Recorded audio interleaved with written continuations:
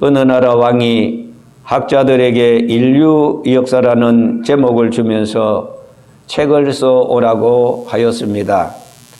오랫동안 연구한 학자들은 상당히 두꺼운 그런 책으로 된 인류 역사책을 가지고 왔습니다. 그 책을 본 왕은 너무 부피가 많으니 좀 줄여서 다시 써 가져오라고 그랬습니다. 학자들은 오랜 시간을 거쳐서 그 내용을 줄여왔습니다. 그런데도 왕은 부피가 너무 많다고 다시 써오라고 했습니다. 학자들이 2번, 3번 줄여서 썼던 인류 역사의 책은 단 한 장에다 기록하였는데 단 한마디 고난이라고 썼다고 합니다. 여러분, 그렇습니다. 인류 역사는 한마디로 고난의 연속이 아닐 수 없습니다. 사람 사는 곳에는 영리와 순리, 불합리와 그리고 조화, 모순과 이치가 병행하고 있습니다. 진리와 비진리가 끊이지 않고 일어나고 있습니다. 따라서 세상은 고난과 역경, 시련과 환난으로 가득 찼습니다. 여기서 인간은 몸부림치고 이러는 사이에 단 한 번밖에 없는 인생 여정에는 칠흑 같은 어두운 밤이 찾아오고 꿈 많았던 젊은 시절은 초로처럼 시들어가고 얼굴에 주름이 생기고 머리가 빠지고 당뇨가 생기고 무서운 병과 싸워야 하는 그런 고통을 누구 없이 당하고 있습니다. 이러한 세상사를 너무나도 잘 아는 야고보는 그러나 이 고난을 극복할 수 있는 비결을 오늘 우리에게 제시해 주고 있습니다. 본문에 너희 중에 고난당하는 자가 있느냐 이렇게 물었습니다. 세상적 인간적 방법이 아닌 하나님의 방법, 신령한 방법, 신앙적인 방법의 해결책을 우리에게 제안해 주고 있습니다. 고난의 극복 비결이 무엇입니까? 첫째로 고난이 다가왔을 때 기도하라고 합니다. 이스라엘 백성들이 애굽 바로 밑에서 많은 고난을 당했습니다. 곡고종을 쌓고 무거운 돌을 운반하고 벽돌을 굽고 다리를 놓아야 했습니다. 요셉을 알지 못하는 왕이었으므로 이스라엘 백성들은 완전히 노예나 다름이 없었습니다. 나라 없는 서러움이 얼마나 큰지 몰랐습니다. 이때였습니다. 너무나 고통스럽고 힘이 들어서 이들은 한결같이 조상의 하나님을 불렀습니다. 아브라함의 하나님을 불렀습니다. 이삭의 하나님을 불렀습니다. 야곱의 하나님을 불렀습니다. 이스라엘 백성들이 조상이 섬겼던 그 하나님, 곧 히브리 하나님을 불렀던 것은 너무나도 자신들의 삶이 힘들었기 때문입니다. 여러분, 기도가 무엇입니까? 전능하신 하나님의 도움을 구하는 것이 아니겠습니까? 기도가 무엇입니까? 내 처지, 내 입장, 내 환경, 내 모든 것을 주님 한번 살펴주시옵소서 하나님 앞에 부탁하는 것이 아닙니까? 간절한 마음으로 요구하는 것이 아닙니까? 우리의 저절한 입장을 한번 생각해 달라고. 애굽인들한테 밤낮 없이 당하는 그 고난을 이제는 멈춰 달라는 그런 기도가 고난당하는 이스라엘 백성들에게는 한결같이 있었습니다. 이렇게 기도하기를 날이 가고 달이 가고 해가 갔습니다. 끊임없이 부르짖는 이스라엘 백성에 하나님은 귀를 기울이셨습니다. 아니, 진작 하나님은 다 보시고 다 알고 계셨습니다. 이제 그 귀한 하나님은 손을 걷어치고 도움의 하나님으로 나타나십니다. 출애굽기 3장 17절에 있는 말씀을 보면은 내가 너희를 애굽의 고난 중에 인도하여 내가 젖과 꿀이 흐르는 땅으로 올라가게 하고 말씀해 주었습니다. 출애굽기 4장 31절에도 여호와께서 이스라엘 자손을 돌아보시고 그 고난을 감찰하셨다 하였습니다. 이때 이스라엘 백성들은 여호와 앞에 머리 숙여 감사의 예배를 드렸습니다. 제단을 쌓았습니다. 여러분, 하나님 모르는 일이 있을 수 있습니까? 그런 거로 하나님은 지금 나의 고난을 다 아시고, 그리고 하나님은 지금 나의 모든 천만 범사 안고 일어서는 거 다 감찰하시고 계십니다. 하나님 모르시는 것은 이 세상에 하나도 없습니다. 우리가 하나님께 무엇이든지 기도하면은 하나님은 우리의 아버지가 되시사 우리의 모든 무거운 짐을 대신 져 주시고, 나의 모든 고난과 고통, 환난과 시험을 감찰하시고, 그리고 물리쳐 주실 뿐만 아니라 어떤 사건은 부딪혀 승리하도록 성령님께서 도와주시고, 말씀으로 큰 힘을 주시고, 기도로 응답해 주시는 것입니다. 그런 거로 고난당하면 어떻게 해야 됩니까? 기도하라 그랬습니다. 기도해야 됩니다. 고난과 고통을 먹게 하는 백약은 오직 기도뿐입니다. 그래서 야고보가 너희 중에 고난당하는 자가 있느냐? 저는 기도할 것이요. 기도하라고 말씀했습니다. 사도 바울도 복음을 전하다가 여러 번 위협을 당하고 고난을 당했습니다. 그는 아시아에서 여행 중에 배가 파손되어서 바다 위에서 죽음을 경험해야 했습니다. 고린도후서 11장 23절 이하에 보면은 바울의 고난의 이력이 쭉 기록이 되어 있습니다. 내가 수고를 넘치도록 하고 옥에도 갇히고 더 많이 내가 수없이 매를 맞고 여러 번 죽을 뻔하였으니 유대인에게 40에 하나 감한 매를 5번 맞았으며 3번 대장으로 맞고 1번 돌로 맞고 3번 파선하는데 일주일을 깊은 위에 지냈다 그랬습니다.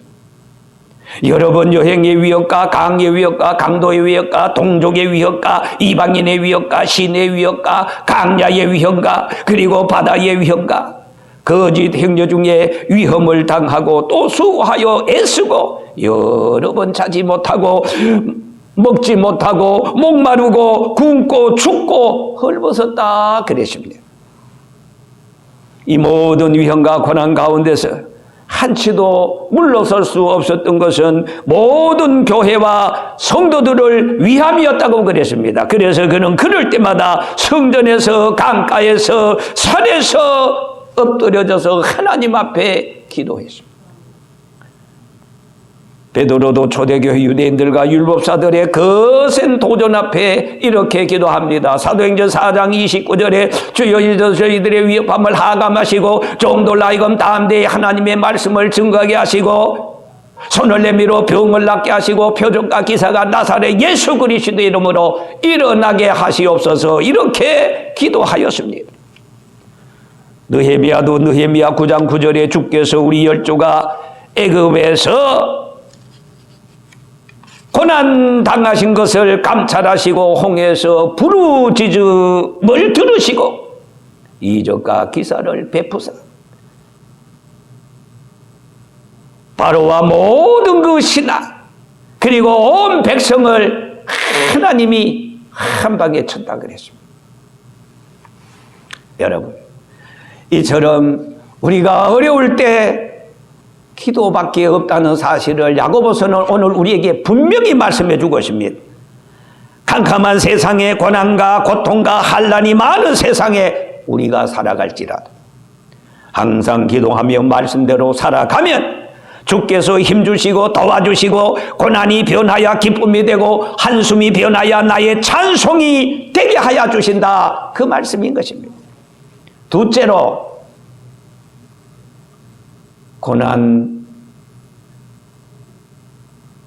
고난을 극복할 수 있는 비결. 그것은 바로 고난당할 때 내가 고난당한다고 절망하지 말고 고난을 오히려 기쁘게 여기라 그랬습니다. 하나님이 나에게 뭘 또 주시려고 이런 고난을 주신가? 언덕이 높으면 내리막길이 옵니다. 큰 고난은 큰 기쁨을 주려 함이라고 말씀하십니다. 여러분, 고난을 당할 때 기뻐하라. 왜 기뻐하라 그랬습니까? 왜 기쁘게 여겨야 되겠습니까? 모든 범사가 다 하나님께로부터 오는 것이기 때문이라는 사실입니다. 어느 날 다윗이 압살롬한테 비난을 맞아 도망갈 때였습니다. 시므이가 와서 다윗을 욕하고 저주했습니다. 그때 아비새 장군이 저 망할 놈의 자식 내가 가서 당장 목 잘라오겠다고 했습니다. 그때 다윗은 뭐라고 말했습니까? 야야 아비새야 아비새야, 시므이가 지금 나를 저주하는 줄 아느냐? 하나님께서 시므이를 들어 저주하라고 해서 지금 나를 저주한다고 그렇게 말했습니다. 요나는 다시스로 내려가다가 큰 풍랑을 만났습니다. 이 풍랑을 만났을 때 요나는 이 풍랑이 나의 영고로 일어난 줄 알고 나를 들어 바다에 던지라 그랬습니다. 그때 베사공이 요나를 들어 바다에 던졌습니다. 그런데 요나는 뭐라고 말했습니까? 주께서 나를 깊은 곳에 던지셨다 그랬습니다. 동방에서의 순전하고 정직하기로 소문이 났던 욥만 보더라도 그렇습니다. 그는 우수 땅에 살면서 하나님 잘 경외하고 악에서 떠난 그런 생활을 했습니다. 만약에 고난이 죄의 결과만이라면 욥은 아마 물질로 손해를 보고 자식을 잃어버리고 몸에 병까지 들어 처절한 고난을 당하지 않아도 될 사람이었습니다. 그러나 욥은 이러한 이중 삼중의 고난을 당하면서 한 번도 그는 하나님을 원망하지 않았습니다. 그는 오히려 하나님께 찬송 부르며 감사했습니다. 내가 이 세상에 올 때 맨손 들고 왔으니 내가 또 빈손으로 갈 것이 명백하지 않는가? 주신 자도 여호와시오 취하신 자도 여호와시오니 하면서 그는 하나님 앞에 절망 중에 한탄하고 원망하지 않고 오히려 그는 하나님 앞에 감사하면서 찬송하면서 기도했던 것입니다. 그는 지금까지도 하나님이 모든 것을 주셨고 앞으로도 하나님께서 모든 것을 하신다고 하면서 천만 범사를 그는 하나님 앞에 맡겼습니다. 그가 물질을 잃어버리고 몸에 병이 들고 친구까지 원망하고 그런 일을 당할 때 그는 어리석은 사람처럼 구차한 변명을 늘어놓았습니다. 원망하고 절망하지 않았습니다. 오히려 그는 하나님 앞에 감사했습니다.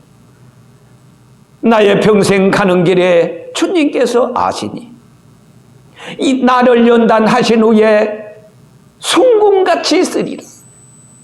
하나님이 주시었고 하나님이 거두시니 적신으로 왔사오니 적신으로 가리라. 그는 그렇게 하나님 앞에 감사하면서 기도했습니다.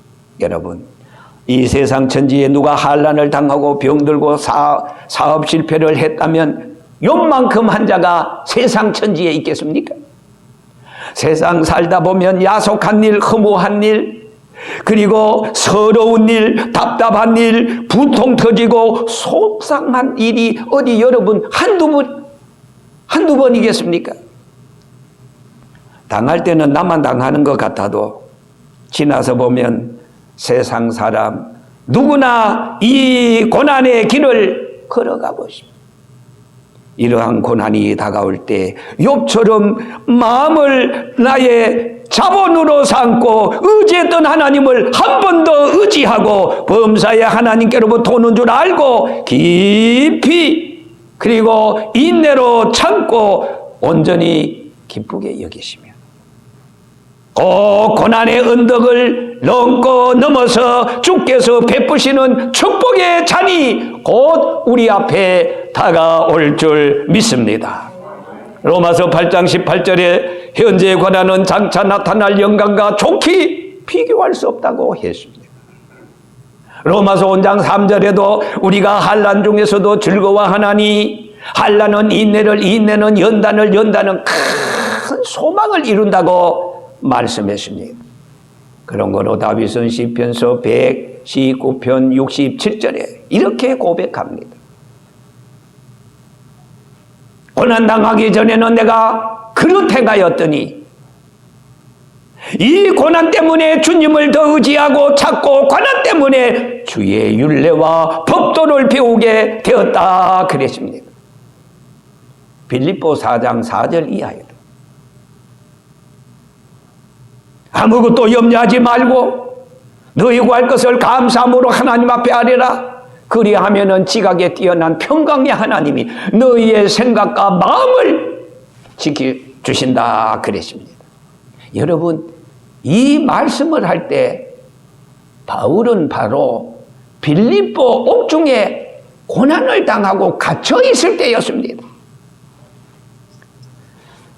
비가 올 때면은 늘 올 것 같지만은 어느 순간에 바람이 불어 구름은 거치고 쨍하고 해 뜰 날이 옵니다.